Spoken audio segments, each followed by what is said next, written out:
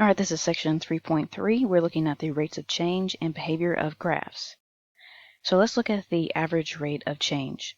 So if we use the beginning and then the ending data, what we would be finding is the average rate of change over a specific period of time. Now we're going to use this Greek letter, and it looks kind of like a triangle, but we call it delta. Now that Greek letter delta represents a change in some quality or quantity. And so this formula here, right here, we would read as the delta y over delta x, which really means the change in y over the change in x. And that's what we're seeing here, delta y over delta x, or the change in y divided by the change in x. Sometimes you'll see delta f instead of delta y, but remember you can write y as f of x. F of x is just a really fancy way of writing y, but they mean the same thing. Okay, so here's our formula, and when you break down the delta y over delta x, you get rid of the Greek letter. What it really means is y sub 2 minus y sub 1 over x sub 2 over x sub 1. Or, if you write in the fancy version of y, f of x sub 2 minus f of x sub 1 over x sub 2 minus x sub 1. Either one. Okay, so let's look at this one right here. So we're going to find the average rate of change. And by the way, notice this looks just like the slope formula, which it is. The slope is just the average rate of change. So really what we're doing is we're trying to find a slope given a formula and defined on an interval. Okay, so our interval starts at -1 and it ends at 5. So there's the beginning and the end of our data. And we're looking for the rate of change for the formula f of x equals 3x squared minus 2. Okay, so what we're going to do is write our formula. So f of, and we're going to label this as x sub 1, y sub 1. Sorry, this will be x sub 2 because this interval is over the x interval. Okay, so we'll have x sub 2 minus f of x sub 1 divided by x sub 2 minus x sub 1. Okay, so f of, so it's going to be f of 5 minus f of -1 over 5 minus a -1. So then we need to figure out, well, what is f of 5 and what is f of -1? Okay, so that's just plugging in 5 into this formula here. So we're going to have 3 and then 5 squared minus 2. Okay, there's our first one. There's f of 5. And then minus f of -1.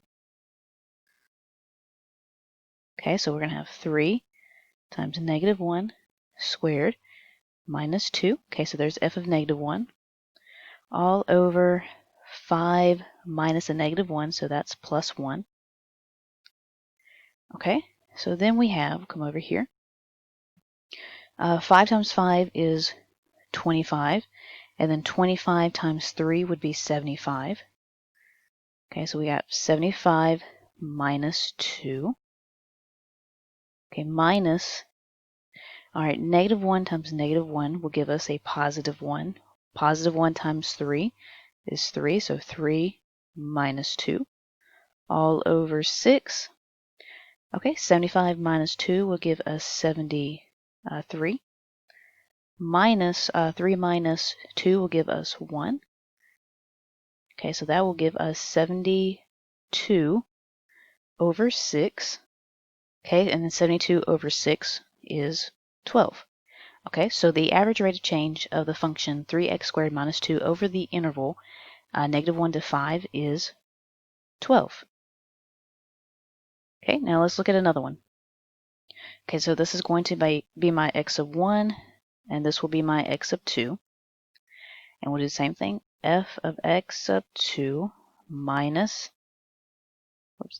f of x sub 1 over x sub 2 minus x sub 1.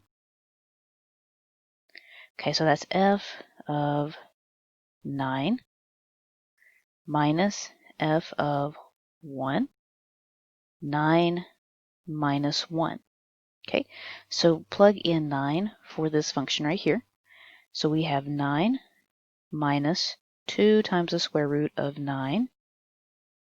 Okay, so there's f of 9 minus f of 1.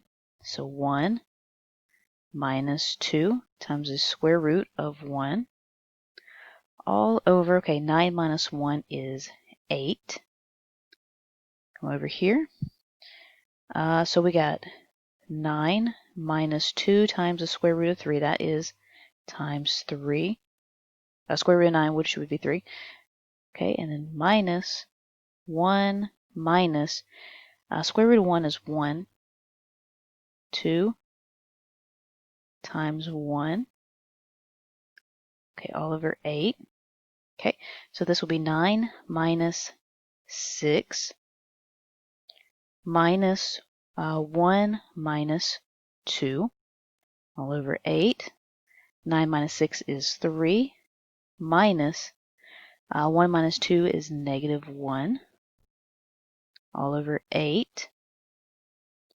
So 3 plus 1 over 8, 4 over 8. Okay, take a 4 out of both of them, so 1/2. Okay, now let's look at one that's got an interval with letters and not just numbers in it. So we're going to find the average rate of change of the function 2x squared minus 9 over the interval from 4 to b. So you do the same thing. This is still x sub 1. The first one is always x sub 1. The second one is always x sub 2. So f of x sub 2 minus f of x sub 1 over x sub 2 minus x sub 1. Okay, so we got x sub 2, which is b, minus f of x sub 1, which is 4. And then we have b minus 4. Okay, f of b. That's really just finding all your x values and changing them from an x value to a b value. So that's going to be 2b squared minus 9, and that's it.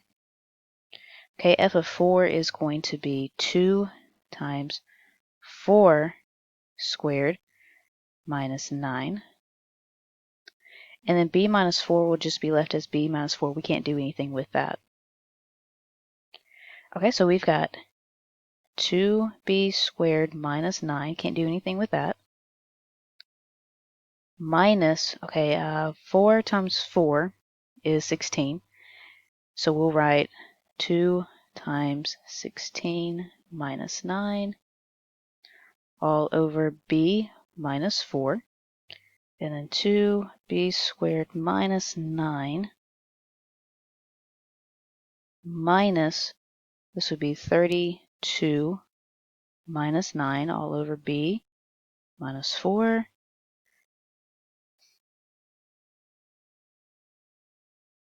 To b squared minus 9 minus, okay, 32 minus 9, that would be 23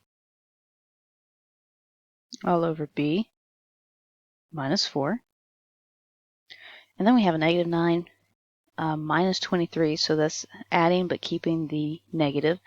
So 9 plus 23 is 32, and we're just going to tag on a negative. So let me get rid of some of this over here. So 2b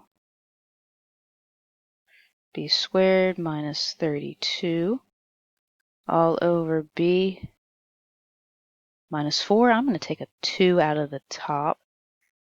So this will be b squared minus 16 over b minus 4. Now notice I can change this to b squared minus 4 squared over b minus 4. And if you remember, if you have a squared minus b squared, that's the same thing as a minus b times a plus b. Okay, so here our a is b, technically, and our b is 4. So we can write this as 2 times b minus 4, b plus 4, all over b minus 4. And then we can cancel the b minus 4. And we're left with 2 times b plus 4. Then we can distribute that 2 back in to the b and to the 4. And that will give us 2b plus 8. And that will be our average rate of change for the formula 2x squared minus 9 over the interval from 4 to b. Okay, so let's look at this right here. So now we're given a graph, and they're saying find the average rate of change of the graph below over the interval -1 to 2. So we'll do the same thing. This is still x sub 1. This is still x sub 2. We're still looking for f of x sub 2 minus f of x sub 1 over f of x sub 2 over x sub 1. So what we need to do is find f of x sub 2, which, go ahead and plug in the numbers. That is f of 2 minus f of -1, 2 minus -1. So to get f of 2, we need to go to the graph. So f of 2, so 2 is our x value right here. To get f of 2, I need to go up to where the graph is and then go to y. So it looks like f of 2 is 1. And then we'll do the same thing with -1. Okay, here's -1. I'm going to go up to the graph right here and then go over and find my y. It looks like it's 4.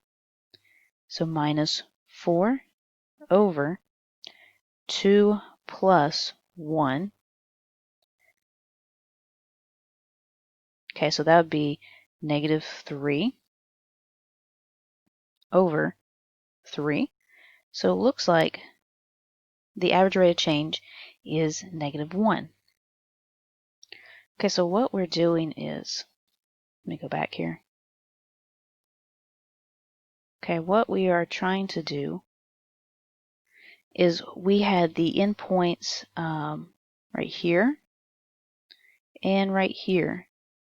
And what we did is when we were finding the average rate of change is we took a straight line, well, as straight as I can get it anyway, a straight line between those 2 points. And what we did was we found the slope of that line. And this is how we're getting the -1. That's what we're doing in all of these cases here, because you could graph each and every one of these formulas, and then you're going between the 2 points that they give you, draw a straight line like I did here, and then find the slope of that line. That is essentially what we're doing when we're finding the average rate of change.